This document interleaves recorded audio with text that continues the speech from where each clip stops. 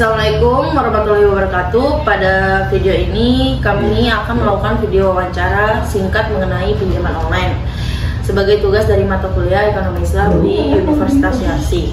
Sebelumnya perkenalkan, nama saya Aura Devina dan rekan saya Wahyudi sebagai pewawancara dalam video ini.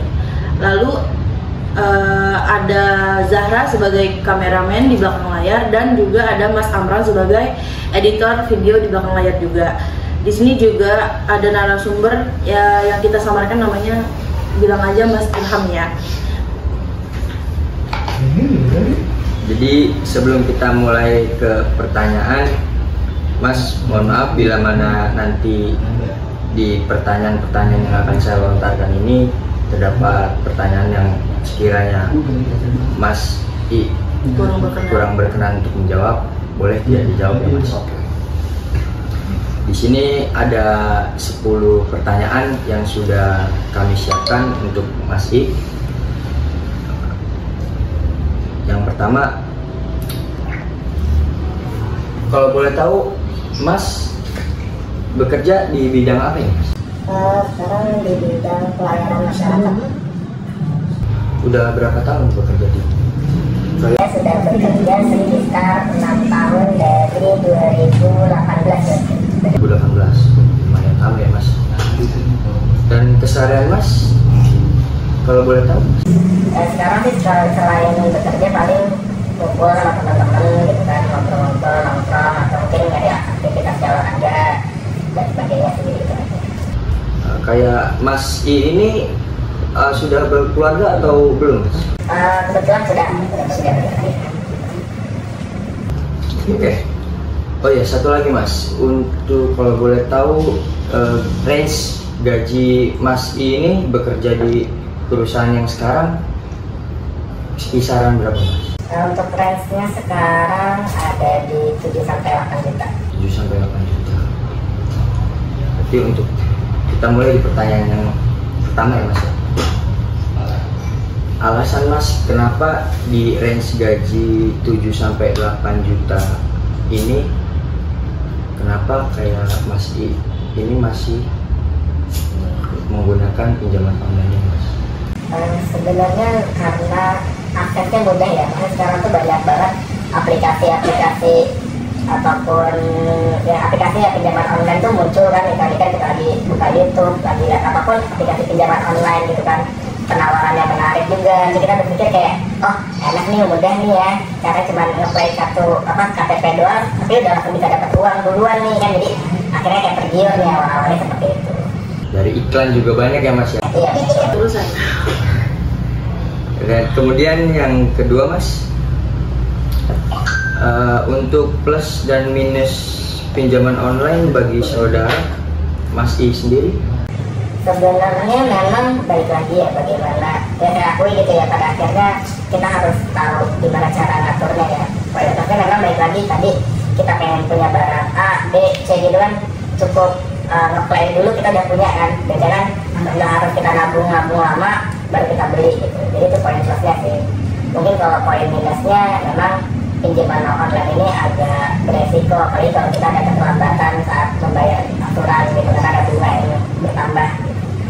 Nah, sebelumnya apakah pernah ada kendala pada saat pembayaran cicilan pinjaman online ini Mas? Ya karena awalnya memang saya pikir kecil nih cicilannya, ngerasa baik-baik aja, paling kan gaji kita udah cukup lah gitu untuk bayar cicilan sekitar 500.000 atau 1 juta, awalnya percaya diri lah bisa terkait. Tapi namanya juga kebutuhan kan, apalagi udah berkeluarga, ada banyak, nah itu akhirnya cicilan tidak bisa dibayar. Terus kemudian Mas, tahukah, kan Mas tahu nih kalau pinjol itu kan kayak riba dalam Islam. Terus kenapa tetap dikerjain gitu, tetap dilakukan? Sebenarnya kalau riba itu subjektif ya, maksudnya kita juga dalam dunia yang tidak modern ini gitu, kita kalau ngomongin paham Islam juga terlalu banyak bidang-bidang dalam perbankan atau kehidupan sehari-hari juga sudah terlibat dengan riba gitu. Jadi beda lagi subjektifnya saya melihat riba itu pada dasar apakah itu benar-benar merugikan saya atau tidak aja sih sebenarnya. Tapi untuk sejauh ini tidak keberatan ya mas? Atau malah merasa keberatan? Awalnya merasa tidak keberatan. Awalnya. Setelahnya? Setelahnya saya merasa memang ternyata riba itu memang memberatkan bagi siapapun yang menggunakan. Mungkin perlahan-lahan kesini semakin kerasa dari cicilan pun gitu ya mas ya? Iya. Tidak sesuai dengan apa yang kita dapat gitu ya mas ya? Iya. Oke, boleh kan? Kemudian mas, pengalaman mas nih dalam mengajukan pinjaman online itu kayak gimana pengalamannya? Susah atau gimana? Atau misalkan ada syarat-syarat yang sulit untuk apa gitu loh, ada segajat atau apa gitu? Makanya tadi kan sebenarnya pinjol ini lebih cara menarik konsumennya itu dengan mereka ngasih persyaratan yang mudah gitu untuk kita penuhi, jadi tidak ada kesulitan sama sekali. Untuk kesulitan mah untuk apa, kita pinjaman online itu mudah diakses berarti mas? Sangat Sesuai pengalaman yang mas rasakan itu? ya, mudah. Kalau boleh tahu, Mas I sendiri sudah berapa kali ngambil pinjaman online mas? Sekarang udah ada sekitar 6 pinjaman online dari 6 aplikasi yang berbeda. Dan kalau boleh tahu juga, di waktu yang bersamaan atau bergantian mas? Dalam arti di aplikasi A mas pinjam selesai terus ganti ke aplikasi lain, atau berbarengan di satu waktu dalam 1 bulan itu? Ya, jadi memang awalnya kan kita cuma menggunakan 2 aplikasi ya, tapi saya bilang tadi namanya juga kebutuhan rumah tangga, ternyata banyak pengeluaran sehingga pinjaman ini tuh nggak terbayarkan. Akhirnya cara untuk membayarkannya ya kan balik lagi dari aplikasi lain gitu. Jadi gali lubang tutup lubang ya? Iya. Oke. Terima kasih. Selanjutnya mas nih, apakah mas tahu nih bunganya tuh berapa di setiap aplikasi pinjol itu? Mengetahui bunganya sebelum mengambil? Dari perpinjaman itu mas? Iya. Per satu pinjaman bunganya berapa persen dari total uang yang mas pinjamkan? Tahu sebenarnya aplikasi pinjaman online itu sebenarnya sudah menjabarkan ya, kita mau minjam berapa, nanti bunganya berapa itu sebenarnya sudah ada. Kayak transparan. Tapi memang bunga keterlambatan ini yang biasanya kita tidak tahu gitu. Jadi ternyata bunga awalnya kita tahu nih bunganya cuma 200.000, tapi ketika kita pembayaran iurannya terlambat ternyata ada bunga lagi nih, ini yang biasanya kita nggak tahu. Sesuai pengalaman mas I sendiri, pernah terlambat atau enggak mas dalam pembayaran? Pernah sampai berapa hari atau mungkin sampai berbulan-bulan? Kalau bulan sih enggak ya, karena memang agak lumayan pihak dari pinjaman online juga nelfon debt collector gitu, mereka tuh benar-benar ngejar kita gitu. Jadi akhirnya kita ngerasa terganggu, aktivitas kita juga terganggu, mau nggak mau ya gimana pun caranya. Akhirnya juga benar tadi dibilang nggak lubang tutup lubang, atau kita pinjam lagi ke orang, pokoknya harus dibayarkan supaya seenggaknya debt collector itu nggak lubang kita.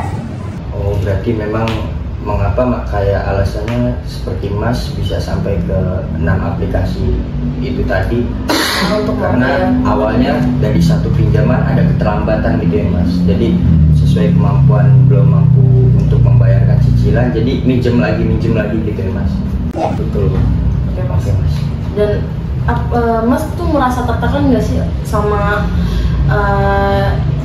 yang menagih mas itu, tertekan dengan biayanya nggak sih?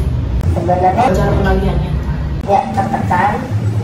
Jadi sebenarnya juga saya mau cerita bahwa awalnya itu pinjaman saya cuma 1-2, sampai sekarang ada 6, itu total tagihan saya sebulan bisa sampai 10 juta. Sebulan? Sebulan 10 juta. Dan bisa sampai besar segitu, berarti kan mas bisa dibilang kalau ibarat pepatah kan besar pasak daripada tiang mas. Nah, Dan itu apa jalan keluar dari mas sendiri, cara menyikapi itu bagaimana mas? Dari pendapatan mas yang kisaran 7 sampai 8 juta tadi ya mas, kalau nggak salah itu, Sedangkan pengeluaran Mas sendiri untuk pinjaman online ini cicilan dari 6 aplikasi yang berbeda bisa sampai 10 juta, belum dengan kebutuhan harian Mas dan keluarga.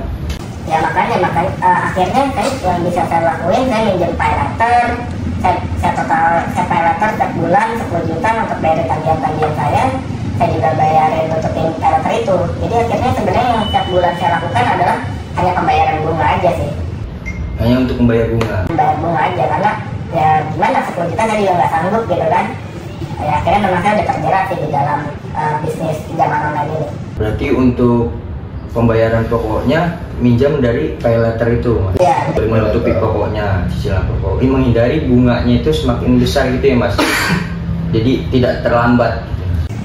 Ya betul. Kemudian Mas, bagaimana dampak pinjaman online ini terhadap keuangan Mas yang sekarang? Ya terganggu banget yang jelas. Tapi ya akhirnya juga dijujurkan sama keluarga gitu kan terkait pinjaman ini. Sekarang juga kita lagi coba cari cara sih. Alhamdulillahnya sekarang coba sedikit-sedikit untuk nyelesain satu lubang itu gitu. Yang kecil-kecil dulu kita ungkapin.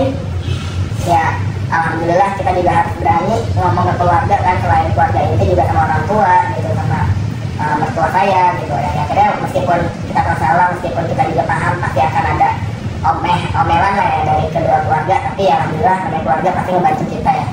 Jadi ya, alhamdulillahnya mereka membantu. Sekarang ya memang nggak 6 lagi, tinggal ada 3 lagi sih yang berjalan gitu. Untuk berarti dari pihak keluarga pun mengetahui bahwasanya Mas I ini ada sangkutan pinjaman online ini, Mas? Ya karena memang pada akhirnya cara untuk menyelesaikan masalah ini ya udah harus jujur sama keluarga. Semakin saya tutupin, ya pada akhirnya saya sendiri yang tersiksa gitu kan. Terbebani diri sendiri. Mas mengetahui nggak sih kalau pinjaman online itu adalah aplikasi yang ilegal, di OJK itu tidak disebutkan? Kalau saya rasa sih sebenarnya ilegal ya, karena kalau ilegal maksudnya udah banyak ya aplikasi-aplikasi kayak Shopee, Paylater kan juga sudah besar ya, jadi nggak mungkin ilegal juga sih. Jadi mungkin ada kurang relate sih sama pertanyaannya sih.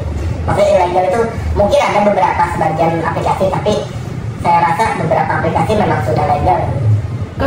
Langkah yang sudah Mas ambil nih untuk keluar dari jeratan pinjaman online? Ya itu salah satunya ya saya ngomong sama keluarga, minta bantuan mereka untuk ngebantu saya lah untuk bayar cicilan-cicilannya.